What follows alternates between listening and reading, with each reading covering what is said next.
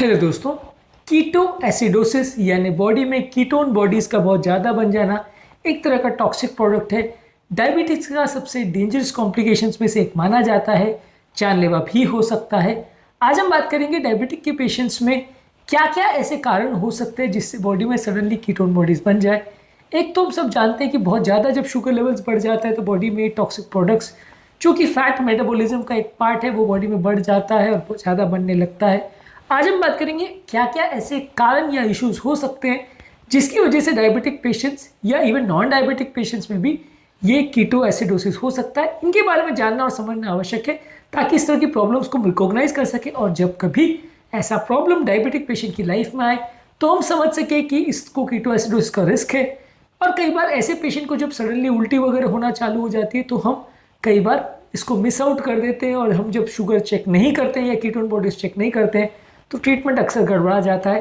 तो आज के टॉपिक में डिस्कस करने का प्रयास करेंगे कि डायबिटिक पेशेंट्स में क्या कारण होते हैं, कीटो एसिडोसिस होने के क्या रिस्क फैक्टर्स होते हैं। टॉपिक पर जाने से पहले जो लोग हमारे चैनल पर नए हैं उन्हें रिक्वेस्ट करूँगा कि चैनल को सब्सक्राइब करें, वीडियोस को लाइक करें, शेयर करें, फॉलो करें, कमेंट करें, पूरा देखें। टॉपिक बहुत ही इंपॉर्टेंट है, इसे अंत तक देखिएगा। चलिए शुरू करते हैं इंपॉर्टेंट वीडियो।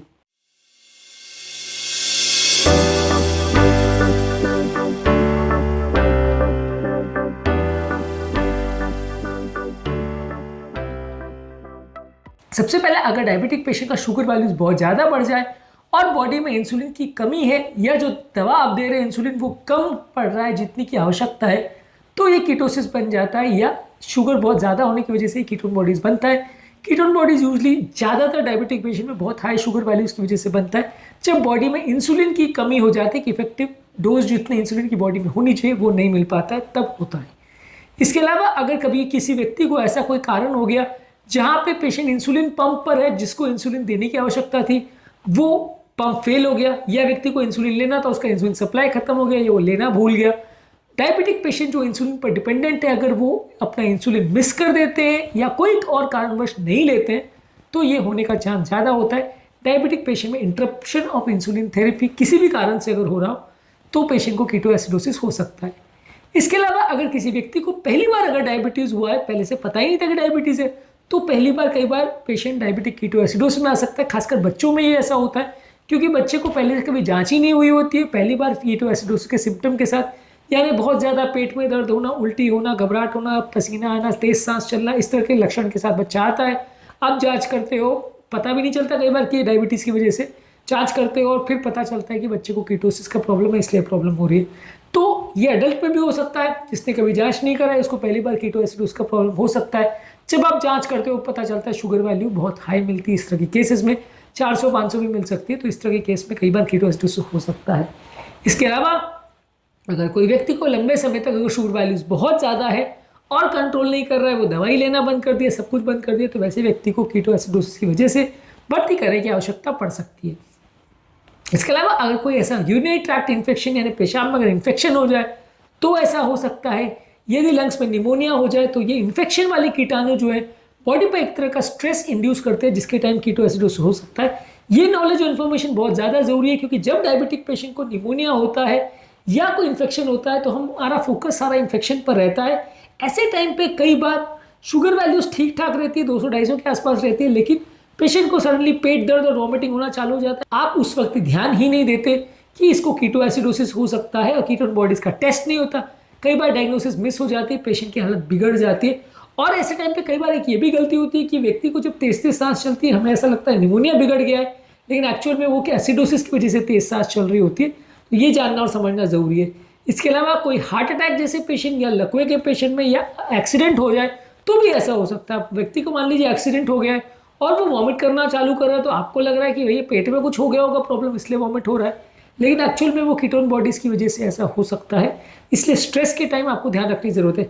हमारे बहुत सारे हार्ट अटैक के पेशेंट्स में ऐसा होता है, हार्ट अटैक का पेशेंट लेके आता है, हमारा फोकस हार्ट की ट्रीटमेंट पर रहता है और पेशेंट को सडनली पेट दर्द वॉमिटिंग चालू होता है।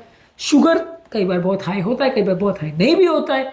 ऐसे टाइम पे कई बार मिस हो जाता है और कीटोन बॉडीज जब चेक करते हैं तो पता चलता है ये पेट का दर्द या ये वॉमिटिंग कीटोसिस की वजह से है और ना कि ये पेट की कोई अलग से प्रॉब्लम है। कई बार ऐसा लगता है कि एसिडिटी की वजह से शायद वॉमिटिंग हो रहा हो, तो गलत डायग्नोसिस हो जाती है, ट्रीटमेंट मिस हो जाता है। तो हार्ट अटैक, लकवे के पेशेंट या एक्सीडेंट वाले पेशेंट्स में भी अगर ऐसा हो रहा है कि पेशेंट को पेट दर्द, वॉमिटिंग या कीटोसिस वाले सिम्टम्स मिल रहे हैं, तेज तेज सांस ले रहा है, तो आपको ये देखने की आवश्यकता है कि कीटोसिस की वजह से हो सकता है।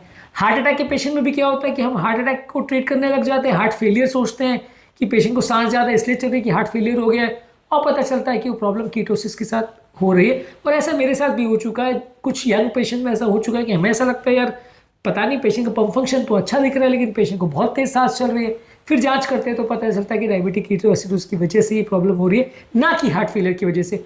और ऐसे टाइम पे यदि आप पेशाब बढ़ाने वाली दवाइयाँ देते हैं तो उल्टा नुकसान हो जाता है, क्योंकि ऐसे टाइम पे उल्टा पानी देने की ज़रूरत है। पेशाब बढ़ाने वाली दवा देके आप बॉडी को डिहाइड्रेट कर देते हो तो उल्टा ये कीटोसिस और बिगड़ जाता है।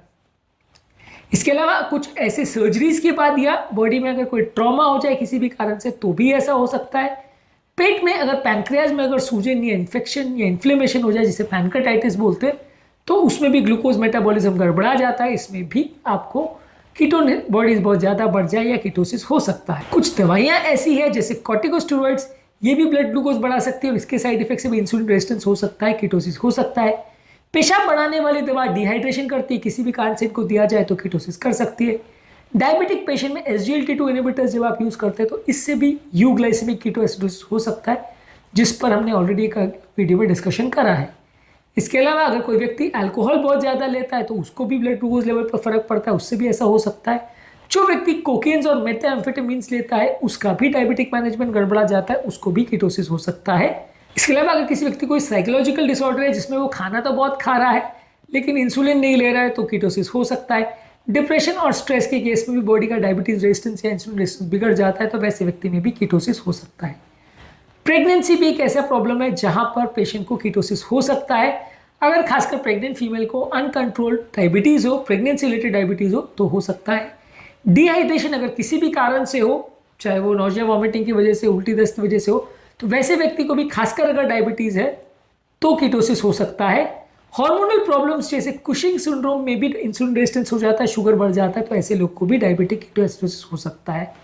ऐसे लोगों में प्रिवेंट कैसे करें? सबसे पहले तो शुगर लेवल चेक करें और अगर ज़रूरत है तो ज़्यादा डोज में इंसुलिन लें।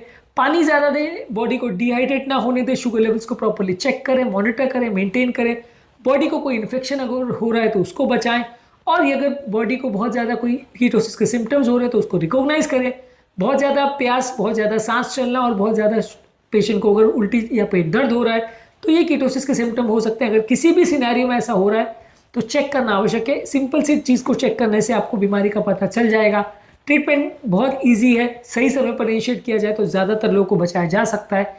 अगर डायग्नोसिस मिस कर दी जाए तो पेशेंट की मृत्यु होने का भी सिग्निफिकेंट चांस है, और बहुत जल्दी पेशेंट की कंडीशन डिटोरिएट होती है। 24 से 48 घंटे के अंदर पेशेंट की मृत्यु हो सकती है यदि आप इस डायग्नोसिस को मिस कर दें। तो इसलिए इसको रिकग्नाइज करना और टाइम पर ट्रीट करना आवश्यक है। आज के टॉपिक में हमने बात करी कि कौन कौन से ऐसे कारण हैं जहाँ डायबिटिक या इवन नॉन डायबिटिक पेशेंट में भी शुगर ज़्यादा होने की वजह से डायबिटिक कीटोएसिडोसिस हो सकता है। अलग वीडियोस में हमने डिस्कस किया है कि यूग्लाइसेमिक कीटोएसिडोसिस क्या होता है, यानी नॉर्मल शुगर वैल्यूज के साथ भी कीटोएसिडोसिस कौन कौन से कंडीशन में हो सकता है, और कीटोएसिडोसिस के मैनेजमेंट को भी हमने अलग अलग वीडियोस में डिस्कस किया है। इसको भी जरूर चेकआउट करें। टॉपिक एंड करने से पहले जो लोग हमारे चैनल पर नए हैं उन्हें रिक्वेस्ट करूँगा कि चैनल को सब्सक्राइब करें, वीडियोस को लाइक करें, शेयर करें, फॉलो करें, कमेंट करें, पूरा देखें।